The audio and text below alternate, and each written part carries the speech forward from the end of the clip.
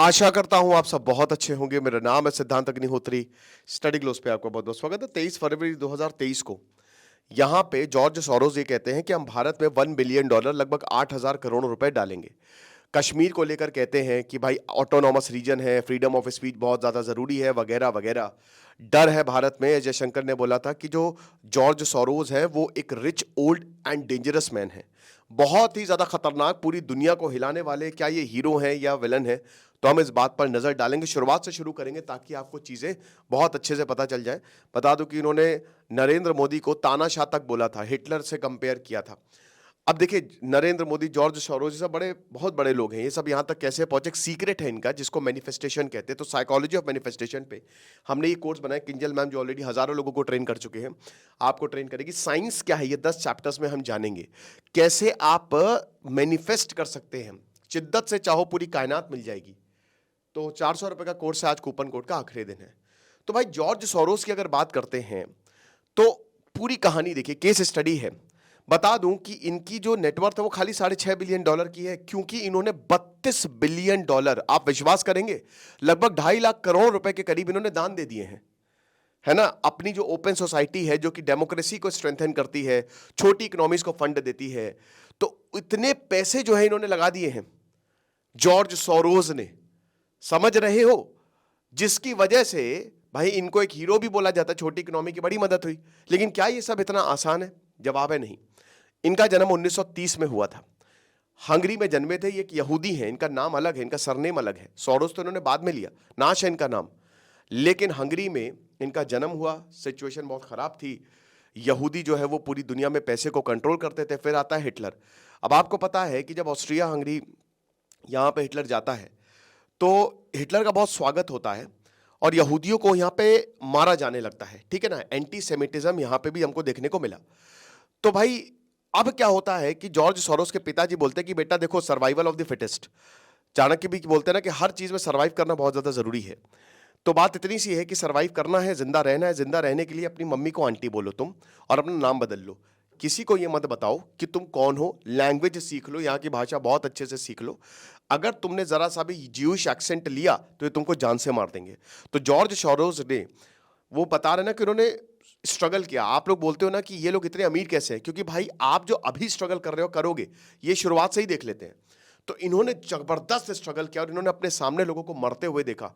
वहां पे इनका जज्बा मजबूत हुआ कि भाई कुछ तो करना है। तानाशाह जो है वो देशों को बर्बाद करता है। अब क्या हुआ कि वर्ल्ड वॉर 2 खत्म होता है। 15 साल के थे ये। फिर ये लंदन स्कूल ऑफ इकोनॉमिक्स में जाते हैं, वहां पे पढ़ने जाते हैं। और वहां पे जब ये पढ़ने गए तो भाई इनका बहुत ज्यादा, पहले तो इकोनॉमिक्स में डिग्री ली। लंदन स्कूल ऑफ इकोनॉमिक्स जो है वो भारत का जेएनयू है, आप ऐसे कह सकते हो। एक तो बहुत फ्री विचार वहां पे सपोर्ट किया जाता है, और वहां पे प्रोटेस्ट होते हैं तगड़े। सोशलिज्म पे बहुत ज्यादा बल दिया जाता है। तो इसका असर बहुत ज्यादा हुआ जॉर्ज सोरोस पे। और उसके बाद ये अपने हीरो से मिले, कार्ल पॉपर, जो कि एक फिलोसोफर थे। भाई थ्योरी ऑफ रिफ्लेक्सिविटी से बहुत फेमस थे कि भाई देखो, डिमांड सप्लाई को गया तेल लेने, जो कि मैं भी बिलीव करता हूं। मैंने तो बाद में थ्योरी ऑफ रिफ्लेक्सिविटी, लेकिन पहले मैंने बोल दिया था कि सबसे जरूरी इंसान को समझो, इंसान को समझो, इंसान की साइकोलॉजी को समझो। तो जब उन्होंने इस थ्योरी को पढ़ा, उनका दिमाग हिल गया और इन्होंने इस थ्योरी को अप्लाई करना शुरू किया, ठीक है ना। अब जब अप्लाई करना शुरू किया तो नए नए आइडियाज आने लगे। भाई अब 1950s 1960s में इन्होंने अपने 25-30 साल सिर्फ और सिर्फ पढ़ाई में लगाए, ठीक है ना। इन्होंने एक लंबा समय पढ़ाई में दिया और उसके बाद अब पढ़ाई को इंप्लीमेंट करने की बारी थी। भाई हुआ क्या कि 1970 में इन्होंने एक हेज फंड बनाया, क्वांटम फंड के नाम से, ठीक है ना। इनको पहले, सबसे पहले ये यूरोप गए। यूरोप में ही इन्होंने अपना बनाया, और वहां पे भाई लंदन में ऑलरेडी थे, लंदन में रहते थे ये, इंग्लैंड में। तो वहां पे गए और इन्होंने ये देखा कि यूरोप की इकोनॉमी जो है वो बहुत ही ज्यादा अनस्टेबल है। लेकिन मैंने एक लेक्चर लिया था रॉथस्चाइल्ड पे। ये एक ऐसी फैमिली है जो कहीं पे नहीं आएगी, एकदम शांत रहती है, अपने वेल्थ का कहीं पे दिखावा नहीं करती, लेकिन येट दुनिया की सबसे पावरफुल फैमिलीज में से एक है रॉथस्चाइल्ड। ये शादी में भी अपने में करते हैं। वो लेक्चर मैंने लिया था, मैं डिस्क्रिप्शन में लिंक दे दूंगा। तो रॉथस्चाइल्ड जो है, उनके पैसे इन्होंने लिए। क्वांटम फंड जो ये हेज फंड था, ये बहुत ही ज्यादा सक्सेसफुल हुआ। पहले कुछ पैसे लिए, उसको रिटर्न करके दिया, डबल, एक का डबल, 20-20, 30-30, 40-40% उस जमाने में प्रॉफिट हो रहा है। वॉलेनबर्ग फैमिली जो एक बहुत बड़ी फैमिली, उनसे पैसे लिए, तो देखते ही देखते इनका जो क्वांटम फंड था वो बहुत ज्यादा पैसे कमाने लगा और जॉर्ज सोरोस भी अच्छे खासे पैसे वाले हो गए। अब दोस्तों बात आती है ब्रिटेन की। ब्रिटेन की इन्होंने कमर तोड़ के रख दी।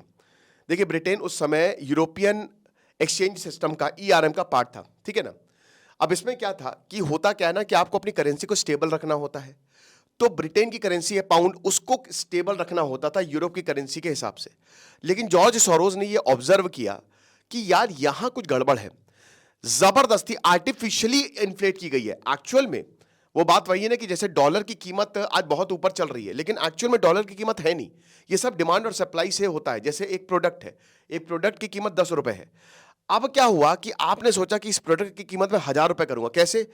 डिमांड जो है वो बहुत आर्टिफिशियली क्रिएट करवा दो, है ना, और सप्लाई कम रखो। मतलब हर कोई इसकी डिमांड करे, अरे यार तुमने वो प्रोडक्ट यूज किया है, वो देखो यार चल के। अब जब आप लेने जाओ तो उसकी सप्लाई है नहीं है, तो उसके रेट जो है आर्टिफिशियली बूस्ट हो जाएंगे। तो ये हुआ। अब यहां पे वही कि पाउंड की जो जबरदस्ती आर्टिफिशियली जो है उसकी वैल्यू बहुत ऊपर थी। ये समझ गए कि अच्छा बेटा हमसे पंगा, हम सब। अब इन्होंने क्या किया कि इन्होंने पाउंड खरीदने शुरू कर दिए, ठीक है। और उसके बाद ब्लैक वेंसडे, इनको पता था ये गिरेगा ही गिरेगा, इन्होंने लगभग 10 बिलियन डॉलर के पाउंड भेज दिए, बेच दिए, इंजेक्ट कर दिए। भाई पूरा बैंक हिल गया, बैंक ऑफ इंग्लैंड, ठीक है ना। उन्होंने कहा अरे बाप रे, उन्होंने रेट बढ़ा दिए ताकि भाई पैसे को हटाया जाए, लिक्विडिटी कम की जाए, ठीक है, स्टेबिलिटी रखी जाए। उन्होंने अपनी तरफ से पाउंड बेचने शुरू कर दिए अपने पास से, लेकिन इनका कोई असर नहीं हो क्योंकि भयानक इन्वेस्टमेंट था। और उस समय इंग्लैंड की इकोनॉमी बहुत ज्यादा फ्रेजाइल थी। 16 सितंबर 1992 में हुआ, जिसको ब्लैक वेंसडे नाम दिया जाता है। अगर आप चाहेंगे तो इस पर मैं सेपरेट लेक्चर बना दूंगा, ठीक है ना। बैंक ऑफ इंग्लैंड क्रैश कर गया, यूरोप की इकोनॉमी, ब्रिटेन की इकोनॉमी क्रैश कर गई, और भयानक पाउंड अपनी ओरिजिनल वैल्यू पे आ गया। शॉर्ट सेलिंग कर दी इन्होंने, उधार लेके दूसरों को बेचना है, शॉर्ट सेलिंग कर दी, खूब पैसा, $1 बिलियन का एक दिन के अंदर इन्होंने प्रॉफिट 8,000 करोड़ इन्होंने कमा लिए। समझ रहे हो? खेल खत्म, पैसा हजम, हालत खराब, इंग्लैंड एकदम तबाह। यहां तक कि इसको ईआरएम से हटना पड़ गया, इकोनॉमी बर्बाद। निकल पहली फुर्सत में निकल, फिर अमेरिका गए, अमेरिका के लोगों के पैसे इन्वेस्ट करने लगे। उसके बाद एशिया में आ गए, थाईलैंड, मलेशिया, साउथ कोरिया, ये इकोनॉमी बहुत बूम कर रही थी 1997 में। अब इन्होंने कहा कि थाईलैंड में भी यही प्रॉब्लम है, वही जबरदस्ती इकोनॉमी बूम करी, लेकिन असलियत कुछ और है, ट्रेड है नहीं, बिजनेस है नहीं। तो इन्होंने अगेन $1 बिलियन के करीब बाहर जो है वो इंजेक्ट कर दिए, थाईलैंड की इकोनॉमी को गिरा दिया। एशियन फाइनेंशियल क्राइसिस ले आई है, एशिया में भयानक फाइनेंशियल क्राइसिस आ गई, ऐसी की तैसी कर दी इन्होंने। इससे पहले इन्होंने हंगरी में भी अपना बदला लिया। कहते हैं कि हंगरी देखिए, हंगरी पहले हिटलर के पास था, हिटलर ने लिया, फिर सोवियत के पास आया। तो अब क्या हुआ कि इनको दिमाग इनका बहुत खराब था, ठीक है ना, कि हंगरी जो है, क्योंकि उसने बहुत अच्छा सलूक इनके साथ नहीं किया था, तो इसे बदला लूंगा, ऐसा कहा जाता है। लेकिन इन्होंने ये बोला कि भाई देखो हम तो डेमोक्रेसी लाना चाह रहे हैं, तो इन्होंने सबसे पहले खूब पैसे हंगरी में डाले। अब देखिए ये यही करते हैं। स्टेप 1 क्या होता है कि आपके पास पैसे हैं, आप पैसे से अच्छा काम करो। इन्होंने स्कॉलरशिप दी, इन्होंने फ्री जर्नलिज्म को बढ़ावा दिया, इन्होंने स्टूडेंट को, गरीबों को पढ़ाया, इन्होंने डेवलपमेंट किया, इन्होंने यूनिवर्सिटी तक बना ली यहां पे। तो ये यूथ में बहुत ज्यादा पॉपुलर हो गए, बहुत ज्यादा पॉपुलर। फिर इन्होंने अपनी एक एक किताब निकाल दी, और जो किताब निकाली इन्होंने, उसके बाद भाई ये रुके ही नहीं। जो इन्होंने एक तो अंडर राइटिंग डेमोक्रेसी, और एक और किताब इन्होंने निकाली हंगरी में, जो इतनी पॉपुलर हुई कि 1990 में हंगरी की सरकार कोलैप्स कर गई, ठीक है ना। पैसे की दम पे इन्होंने पूरी हंगरी की सरकार को गिरा दिया। यही नहीं रुके ये, 1998 में रशिया, 1997 में, पहले तो अच्छा मैंने आपको साउथ को ये बनाया, तो 1997 में इन्होंने थाईलैंड को गिराया, अगेन वही शॉर्ट सेलिंग करके, करेंसी को मैनिपुलेट करके। मलेशिया, साउथ कोरिया, पूरा एशिया में फाइनेंशियल क्राइसिस, अगेन इनको एज अ विलन देखा जाने लगा कि ये सबसे बेकार आदमी यही है, ये दिखे ना यहाँ पे। उसके बाद ये 1998 में रशिया में गए। रशिया में आपको पता है कि व्लादिमीर पुतिन की एंट्री हो रही थी, बोरिस येल्त्सिन पता नहीं क्या बहुत नशेड़ी आदमी थे वो, बोरिस येल्त्सिन उस समय जो प्रेसिडेंट थे रशिया के, और बहुत ज्यादा अनस्टेबिलिटी थी। अगेन जो रशिया की करेंसी है रूबल, आर्टिफिशियली हाई, इन्होंने फिर से करेंसी मैनिपुलेट करके उसको और रशिया की इकोनॉमी को झटका दिया। 2013 में उन्होंने जापान की येन को झटका दिया। एबेनॉमिक्स, शिंजो एबे उस समय जापान के लीडर थे ना, प्राइम मिनिस्टर थे, अभी तो भाई उनका देहांत हो गया बीमारी की वजह से, उन्होंने इस्तीफा भी दिया था। तो भाई येन को भी इन्होंने मैनिपुलेट किया, खूब पैसे डाले, और अगेन शॉर्ट सेलिंग करके खूब जापान की इकोनॉमी को झटका दिया। तो इनको एज अ विलन बोला जाता है, लेकिन इसी दौरान ये बहुत ज़्यादा पैसा कमा रहे थे। इनको लगा कि भाई मैं कितना पैसा कमाऊंगा यार, ऐसे काम तो चलेगा नहीं, पैसे के चक्कर में अपना मोटिव भूल जाऊंगा। तो इन्होंने ओपन सोसाइटी फाउंडेशन, ये फाउंडेशन इन्होंने बनाई, और ये डेमोक्रेसी को स्ट्रेंथन करने के लिए फाउंडेशन थी। इसमें इन्होंने $32 बिलियन डाले। आप ये समझिए कि अगर 2018 में $18 बिलियन डाले, अगर ये जो ओपन सोसाइटी फाउंडेशन नहीं होती ना, तो बड़ी दिक्कत हो जाती। क्यों दिक्कत होती? मतलब सॉरी, ये बहुत अमीर आदमी होते, है ना, बहुत अमीर आदमी होते, तो इनको आधी दुनिया एज अ हीरो मानती है, आधी दुनिया एज अ विलन मानती है। लेकिन मुझे लगता है कि ये खतरनाक आदमी है, ठीक है, मेरा पर्सनल मानना ये है। मैं कुछ चीज़ों पे गौर करना चाहता हूँ, ठीक है, और आपको भी बताना चाहता हूँ। ठीक है, इन्होंने बहुत ज़्यादा, इन्होंने क्वांटम फंड भी इन्होंने बहुत ज़्यादा किया, लेकिन इनसे ये बोला गया कि आप इतना डेमोक्रेसी बोलते हो, तो अमेरिका में क्वांटम फंड की पूरी ट्रांसपेरेंसी दिखाओ। क्या क्या ऐसी आप टेक्निक यूज करते हो, पूरी दुनिया पैसा आपके अंदर डालती है और आप इतना पैसा कमाते हो। इन्होंने रातों रात क्वांटम फंड, जो हेज फंड कंपनी थी, बंद कर दी। भाई जब पूरी दुनिया में डेमोक्रेसी की बात है तो आप अपने सीक्रेट क्यों अनवेल नहीं कर रहे? दूसरी चीज ये है कि भाई देखिए, जरूरी नहीं है कि जो आपके साथ अच्छा सलूक करे वो अच्छा ही हो, है ना। चाणक्य बोलते हैं कि भाई ऐसे इंसान से बिल्कुल दूर रहे जो मीठी छुरी हो और आपके लिए बहुत करता हो लेकिन उसके अंदर जहर भरा हो। जॉर्ज सोरोस को कहीं ना कहीं मुझे यही दिखता है, वो डेमोक्रेसी को स्ट्रेंथन करने के नाम पे डेमोक्रेसी को तोड़ते हैं, इकोनॉमी को खत्म करते हैं। अब भाई इंग्लैंड में या फिर अगर थाईलैंड, एशिया में भी जो प्रॉब्लम्स आई, बहुत ज़्यादा दिक्कतें थी, बहुत ज़्यादा लोग परेशान हुए इसके बाद। अब जैसे सद्दाम हुसैन, कहते हैं ना कि इराक को अमेरिका ने बर्बाद कर दिया। जब सद्दाम हुसैन था तब तक तो सब बढ़िया था, लेकिन कुछ डिक्टेटर को गिरा के अमेरिका ने बर्बाद कर दिया। तो जॉर्ज सोरोस के साथ भी वही कह सकते हैं। ये शुरुआत में तो भाई इनके पास पैसा है, खूब पैसा देंगे, एक डीप स्टेट चलाएंगे और उसके बाद एकदम से उस इकोनॉमी को कोलैप्स कर देंगे, है ना। भाई अब भारत में भी आपको पता है कि खूब पैसा डाल सकते हैं और भारत एक डेमोक्रेसी है, पैसा आ सकता है, कोई दिक्कत नहीं है। इसीलिए बहुत ये हंगरी हंगरी से बैन है ये।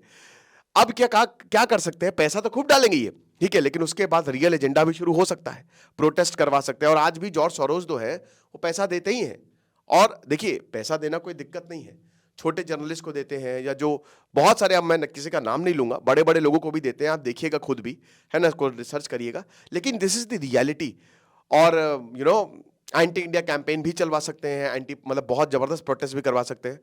प्रोटेस्ट होने चाहिए, बिल्कुल सही बात है। भारत में कोई भी गलत बात हो, हम भी लेक्चर बनाते हैं, लेकिन ये इंडिया के खिलाफ भी जा सकता है। तो इसलिए बहुत ज्यादा समझ के रहना पड़ेगा। हालांकि भारत की इकोनॉमी थोड़ी अलग है, भारत में आर्टिफिशियल नहीं है, हम जो है सो है। आप जहां पे झूठ बताओगे ना, वहां पे देखिए, जॉर्ज सोरोस ने तो यही बोला है, और उनकी भी कहीं ना कहीं बात से कि भाई मैंने तो तुमको एक्सपोज किया, तुम ना घपला करते। अब सही बात है कि यहां घपलेबाजी अव्वल दर्जे की चल रही थी, तो जॉर्ज सोरोस तो औकात दिखा दी। भारत में ऐसा नहीं है। भारत में क्या है ना कि जो करेंसी है या जितनी भी चीजें ना, सच है वो, उसमें कुछ आर्टिफिशियल नहीं है। जब आर्टिफिशियल नहीं है, चाइना रशिया से और अब भारत से पंगे ले रही है, तो जब कुछ आर्टिफिशियल नहीं है तो आप उसको कैसे गिराओगे? ये एक बड़ा पॉइंट है। लेकिन आपको क्या लगता है, मुझे कमेंट बॉक्स में जरूर बताइएगा, क्योंकि अब रेडार पे इंडिया है। Thank you so much.